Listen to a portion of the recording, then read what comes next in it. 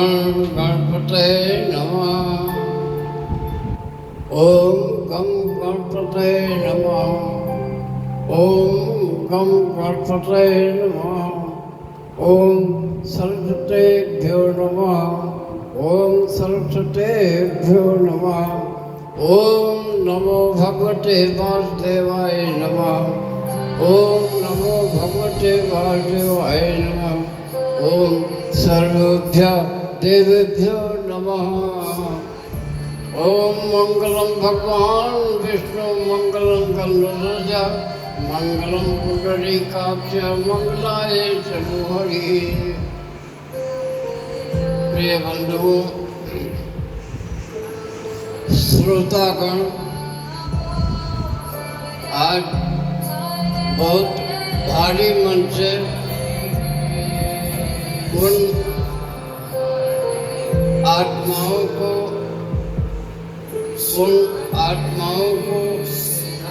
मैं श्रद्धापूर्वक प्रणाम करता हूँ और परम पिता परमेश्वर से उन आत्माओं के लिए मैं प्रार्थना करता हूँ जो असमय काल कल्पित हो गए। ईश्वर उनकी आत्मा को शांति प्रदान करें। बड़े ताजुब और अनुभव की बात है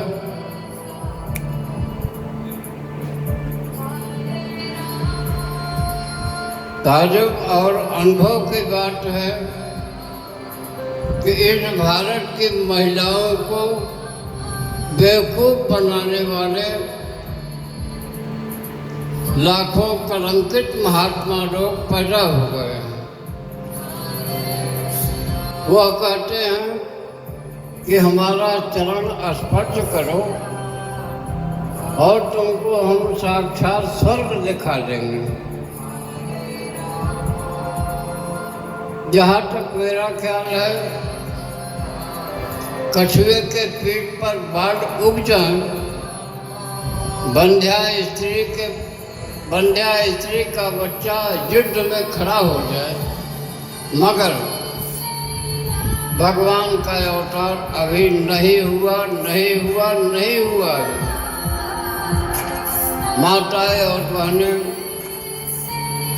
इन चाटुकारों को और चंद पैसे के रूप में बेवकूफ बना सकते हैं। माताओं से भी कुछ मेरी प्रार्थना यह है कि पर पुरुष का चरण स्पर्श करना न ही कोई वेद में लिखा है, न कोई भागवत में लिखा है और न ही सांसारिक नियम के अनुरुद्ध है। आज जो महात्मा लोग पैदा हुए,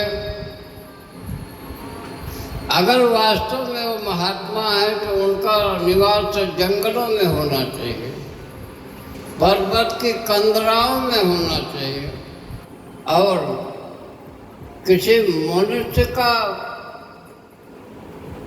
दर्शन न हो, वही तो संत है। परमपिता भगवान आशुतोष का मुख्य गाना मृगचर्म था और आज के संत महात्मा फुल पैंट, टाई, घड़ी, हैट, चश्मा लगा करके महिलाओं को मूर्ख बना रहे हैं और अशिक्षित महिलाएं भगदड़ मचा के उनके चरण स्पर्श कर रही हैं। चरण स्पर्श करना ही है तो जब तक तुम कुमारी हो, तुम्हारे माता पिता का चरण स्पर्श करो। पाणी ग्रहण होने के बाद तुम तुम्हारे पति देव का स्मरण करो और उससे भी अगर ज़्यादा है तो निःशक्त सास और ससुर के चरण को स्पर्श करो, कोई दोष नहीं है। कहा गया है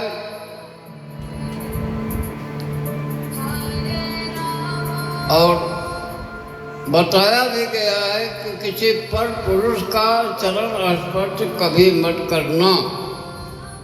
अब बताइए, चरण स्पर्श करने के लिए इतनी भयंकर भीड़ पैदा हुई कि हम साक्षात स्वर्ग चले जाएंगे। माताओं और बहनों से प्रार्थना यही थी कि अपने घर में भी बैठ करके मोबाइल के द्वारा वो प्रवचन सुन सकते थे।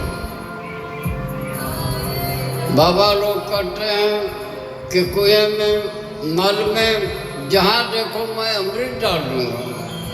क्या हैसियत वो रखते हैं अमृत डालने का? क्या हैसियत वो रखते हैं अमृत डालने का? अगर अमृत हो जाए तो सारा संसार में कीड़ा मकोड़ा की तरह आदमी पैदा हो जाए। अगर कोई महात्मा ही है तो उनको 50 आश्रम खोलने की क्या आवश्यकता है? एक जगह बैठ करके किसी वृक्ष के नीचे बैठ करके वो प्रवचन कर सकते हैं। आज देखा जाए तो हिंदुस्तान भेड़िया जैसा, एक भेड़ी कुएं में कूदी तो हजारों भेड़िया वहां कूद जाएंगे। उस समय की बातें अलग थी, जो बंसी भगवान ने बजाया और गोपियाओं ने सबको छोड़ करके दौड़ी जंगल। वो साक्षात कृष्ण भगवान के समय की बात है। लेकिन आज के बाबा लोग जब बंसी बजाते हैं तो माताएं और बहनें उनके चरण स्पर्श के लिए ललायित हो जाती हैं। यह अनुभव की बात है कि इस भीड़ में केवल एक पुरुष, केवल उस एक पुरुष खत्म हुआ। बाकी हमारी पूजने माताएं बहनें बच्चियां बढ़ के सब खत्म हो गए। इसलिए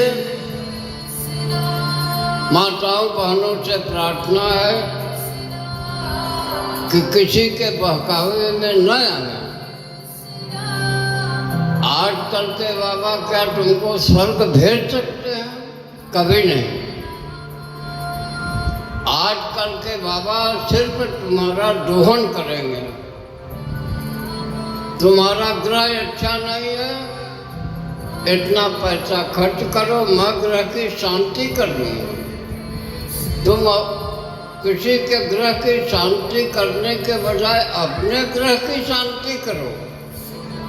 किसी को लुच्चाई लफंगाई से पैसा कमा करके रात में स्वर्ग देखते हो।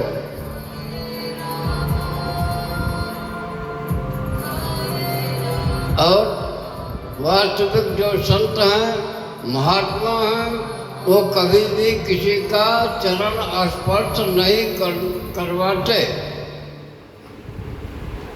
जब तुम संत ही हो तो तुमको फुल पैंट से क्या मतलब? जब तुम संत ही हो तो तुमको लाखों रुपए के जूते से क्या मतलब? जब तुम संत ही हो तो 2500 ढंग के चश्मा से क्या मतलब? जब तुम संत ही हो तो सूट बूट से तुमसे क्या मतलब? भगवान आज तो कभी भी ऐसा नहीं किए। वो केवल भिखारी बन के रहे। भिखारी बन करके भगवान का कटोरा ले करके माता अन्नपूर्णा से भिक्षा मांगते। हे अन्नपूर्णा, हमारी नगरी में जो है वो भूखा न मरे। अब लेन देन में बात तय हुई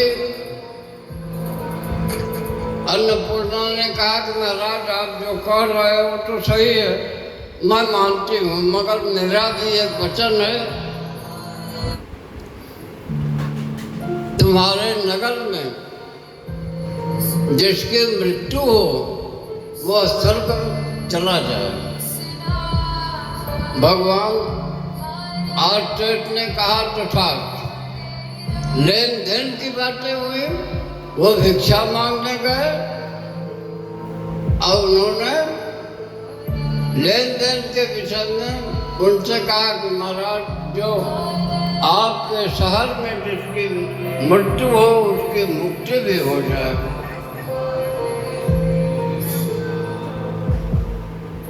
माताओं बहनों से मेरी ये प्रार्थना है कि कभी भी इस झोला छाप संत महात्माओं के चक्कर में न आए। अगर गधे को शेर का खाल पहुंचा दिया जाए, पहना दिया जाए, तो क्या वो शेर होगा? आज भगवान का अवतार नहीं हुआ है, नहीं हुआ है, नहीं हुआ। भगवान का कल्कि अवतार वाराणसी में शर्मा जी के यहाँ होगा, लेकिन कब होगा? सितारे टूट जाएंगे, जमीन पे जल ना होगा, न उस दिन बाप बेटे का, न बेटा बाप का होगा। कलयुग के आखिरी चरण में आदमी की उम्र 10 साल हो। कलयुग के आखिरी चरण में बहन भाई में भेद नहीं होगा। कलयुग के आखिरी चरण में नाना प्रकार के अंतिम व्याधाएं होंगे।